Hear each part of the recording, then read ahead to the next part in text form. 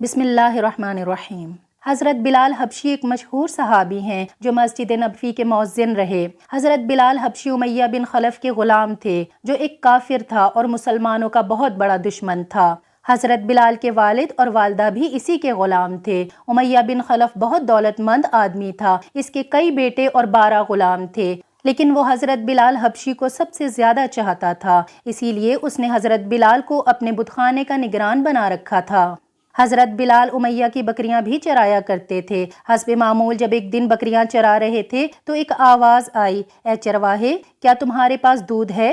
یہ آواز دینے والے رسول اللہ صلی اللہ علیہ وآلہ وسلم تھے جو اپنے سفر خضر کے رفیق حضرت ابوبکر صدیق رضی اللہ تعالی عنہم کے ساتھ غار ہرا میں موجود تھے۔ حضرت بلال نے آواز سنی تو قریب چلے آئے اور عرض کیا، جناب میری بکریوں میں کوئی بکری دودھ دینے والی نہیں ہے، اس لیے معذرت چاہتا ہوں کہ آپ کی تمنا پوری نہ کر سکا۔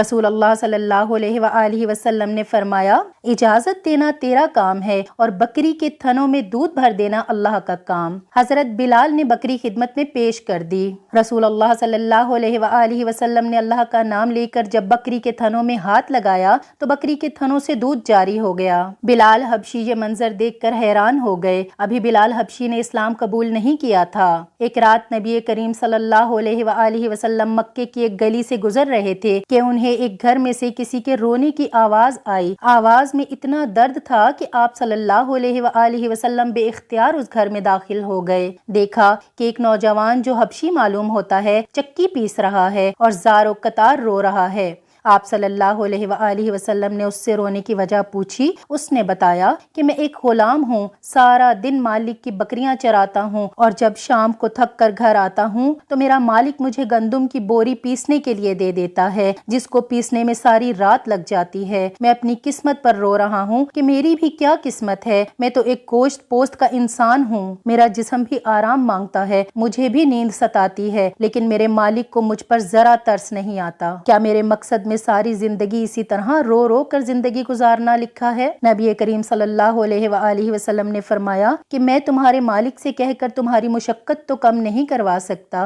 کیونکہ وہ میری بات نہیں مانے گا، ہاں میں تمہاری تھوڑی مدد کر سکتا ہوں کہ تم سو جاؤ، میں تمہاری جگہ چکی پیستا ہوں۔ وہ غلام خوش ہوا اور شکریہ ادا کر کے سو گیا۔ آپ صلی اللہ علیہ وآلہ وسلم اس کی جگہ چکی پیستے رہے۔ جب گندم ختم ہو گئی تو آپ صلی اللہ علیہ وآلہ وسلم اسے جگائے بغیر واپس تشریف لے آئے۔ دوسرے دن رسول اللہ صلی اللہ علیہ وآلہ وسلم وہاں تشریف لے گئے اور اس غلام کو سلا کر اس کی جگہ چکی پیستے رہے۔ تیسرے دن بھی یہی ماجرا ہوا۔ آپ اس غلام کی جگہ ساری رات چکی پیستے رہے اور صبح خاموشی سے اپنے گھر تشریف لے آئے۔ چوتھی رات جب آپ وہاں گئے تو اس غلام نے کہا کہ آپ کون ہیں اور میرا اتنا خیال کیوں کر رہے ہیں؟ ہم غلاموں سے نہ تو کسی کو کوئی ڈر ہوتا ہے اور نہ ہی کوئی فائدہ، پھر آپ یہ سب کس لیے کر رہے ہیں؟ نبی کریم صلی اللہ علیہ وآلہ وسلم نے فرمایا، میں یہ سب کچھ انسانی ہمدردی کے تحت کر رہا ہوں، اس کے علاوہ مجھے تم سے کوئی غرض نہیں۔ اس غلام نے کہا، آپ کون ہیں؟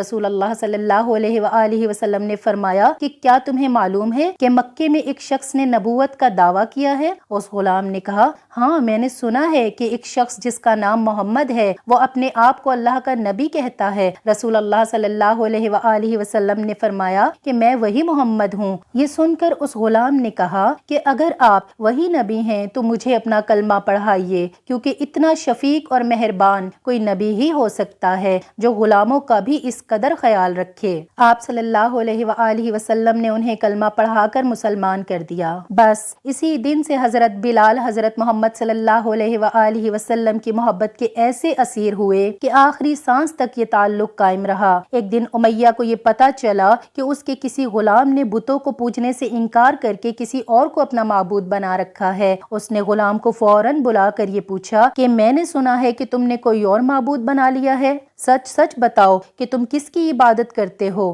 غلام نے کہا کہ محمد صلی اللہ علیہ وآلہ وسلم کے خدا کی جو ایک ہے اور اس کا کوئی شریک نہیں۔ امیہ یہ سن کر غصے سے لال پیلا ہو گیا اور کہنے لگا کہ محمد کے خدا کی پرستش کرنے کا یہ مطلب ہوا کہ تم ہمارے مقدس بتوں کے دشمن بن گئے ہو؟ سیدھی طرح راہ پہ آ جاؤ ورنہ ذلت کے ساتھ مارے جاؤ گے۔ میں یہ ہرگز برداشت نہیں کر سکتا کہ تم بتوں کی پوجا کرنے والے کے غلام رہ کر محمد کے خدا کی پرستش کرو۔ حضرت بلال نے بے دھڑک امیہ کو جواب دے دیا کہ میرے جسم پر تو تمہارا زور چل سکتا ہے، لیکن میں اپنا دل اور اپنی جان محمد صلی اللہ علیہ وآلہ وسلم اور اس کے خدا کے پاس رکھ چکا ہوں۔ اب اللہ کی عبادت ہی میری زندگی کا مقصد ہے، اور تمہارے خود کے بنائے ہوئے بتوں کو پوجنا اب میرے بس کی بات نہیں ہے۔ یہ بات سن کر امیہ بن خلف غیظ و غضب سے دیوانہ ہو گیا کہ ایک غلام نے اسے بے دھڑک جواب دے دیا تھا۔ اس نے کہا، اچھا تو پھر اپنی بے دینی کا مزہ چکھ، دیکھوں گا میں کہ محمد اور اس کا خدا تجھے کیسے بچاتے ہیں۔ امیہ کے تشدد شروع ہو گئے۔ امیہ حضرت بلال کو دوپہر کی تپتی دھوپ میں زمین پر لٹا کر سینے پر بھاری پتھر رکھ دیتا تاکہ وہ کروٹ نہ لے سکے، پھر کہتا تھا کہ محمد کے دین سے باز آ جاؤ، لیکن اس ظلم کے باوجود بھی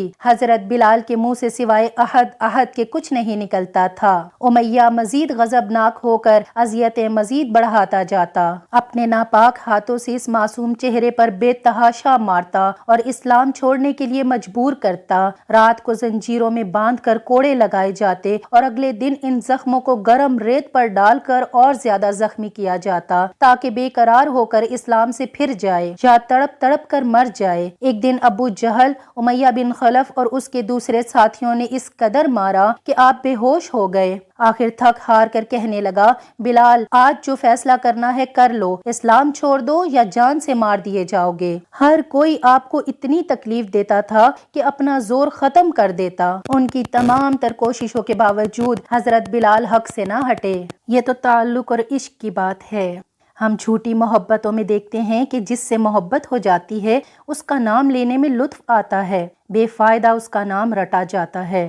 تو اللہ سبحانہ و تعالیٰ کی محبت کا کیا کہنا، جو دین اور دنیا میں دونوں جگہ کام آنے والی ہے۔ آخر تھک ہار کر امیہ نے مکے کے بدمعاش لڑکوں کو بلایا اور کہا کہ اس غلام کو اتنی اذیتیں دو کہ محمد اور اس کے خدا کا نام لینا بھول جائے۔ یہ لڑکے امیہ کی خوشی حاصل کرنے کے لیے آپ کو بے انتہا اذیتیں پہنچاتے اور آپ کے گلے میں رسی باندھ کر مکے کی گلیوں میں گھسیٹا کرتے تھے۔ اسی دوران حضرت ابوبکر صدیق رضی اللہ تعالیٰ عنہم کا وہاں سے گزر ہوا تو انہوں نے فرمایا، اے امیہ اللہ سے ڈرو اور اس ظلم سے اپنا ہاتھ روکو۔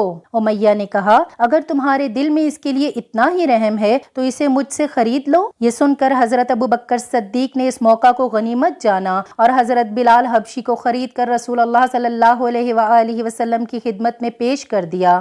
حضرت بلال حبشی اپنا زیادہ تر وقت رسول اللہ صلی اللہ علیہ وآلہ وسلم کی خدمت میں گزارتے تھے اور دن رات ان کی خدمت بجا لاتے۔ آپ ان 7 صادقین میں سے ہیں جو ابتدائی اسلام میں آپ صلی اللہ علیہ وآلہ وسلم پر ایمان لائے۔ فتح مکہ کے موقع پر حضرت بلال نے آپ صلی اللہ علیہ وآلہ وسلم کے حکم پر کعبہ کی چھت پر کھڑے ہو کر آذان دی۔ حضرت بلال کی اسلام کے لیے سب سے بڑی خدمت اور آپ کے لیے سب سے بڑی سعادت اسلام کا سب سے پہلا مؤذن ہونا ہے۔ آپ کی آواز بہت ہی دل نشین تھی اور اس میں ایسی تاثیر تھی کہ اذان کی آواز سن کر لوگ سب کام چھوڑ چھاڑ کر مسجد کی طرف دوڑتے۔ 11 ہجری میں آپ صلی اللہ علیہ وآلہ وسلم کے وصال کے بعد حضرت بلال پر غم کا پہاڑ ٹوٹ پڑا اور مدینے میں رہنا اب ان کے لیے بہت مشکل ہو گیا۔ حضرت بلال نے ارادہ کیا کہ میری زندگی کے جتنے دن ہیں حضور اکرم صلی اللہ علیہ وآلہ وسلم کی چاہت میں گزار دوں گا، لہٰذا جہاد میں شرکت کے لیے چل دیے۔ بڑے عرصے تک مدینے میں واپس نہیں آئے۔ ایک مرتبہ حضور اکرم صلی اللہ علیہ وآلہ وسلم کی خواب میں زیارت کی۔ آپ صلی اللہ علیہ وآلہ وسلم نے فرمایا کہ بلال یہ کیا ظلم ہے، ہمارے پاس کبھی نہیں آتے؟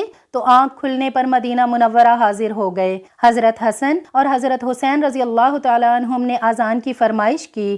لاڈلوں کی فرمائش ایسی نہیں تھی کہ انکار کی گنجائش ہوتی۔ اذان کہنا شروع کی اور مدینے میں حضور اکرم صلی اللہ علیہ وآلہ وسلم کے زمانے کی اذان کانوں میں پڑی تو کوہرام مچ گیا۔ عورتیں تک روتی ہوئی گھر سے نکل پڑیں۔ رکت و گریہ زاری کا عجیب عالم تھا۔ لوگوں نے کہا کہ رسول خدا صلی اللہ علیہ وآلہ وسلم تشریف لے آئے ہیں۔ نبی کریم صلی اللہ علیہ وآلہ وسلم کے وصال کے بعد مدینہ منورہ میں اس دن سے زیادہ رونے والے مرد و زن نہیں دیکھے گئے تھے۔ عاشق رسول صلی اللہ علیہ وآلہ وسلم حضرت بلال حبشی کائنات کی وہ عظیم اور مقدس ہستی ہیں جن کو دنیا کے پہلے مؤذن ہونے کا اعلیٰ شرف حاصل ہوا، جن کے لیے اللہ کے رسول صلی اللہ علیہ وآلہ وسلم نے خود ارشاد فرمایا کہ بلال کس قدر اچھا آدمی ہے، وہ تمام مؤذنوں کا سردار ہے۔ چند روز مدینے میں قیام کے بعد حضرت بلال حبشی کی واپسی ہوئی۔ 60 ہجری کے قریب دمشق میں آپ کا وصال ہوا اور آپ کو دمشق میں بابل صغیر کے قریب دفن کیا گیا۔ آپ وہ عاشق رسول تھے، جب یار کو دیکھا تو سب برداشت کر لیا مگر دامن مصطفیٰ نہ چھوڑا۔ اللہ سبحانہ وتعالی آپ کے عشق کا ایک ذرہ ہم سب کو بھی عطا فرمائے، آمین یا رب العالمین۔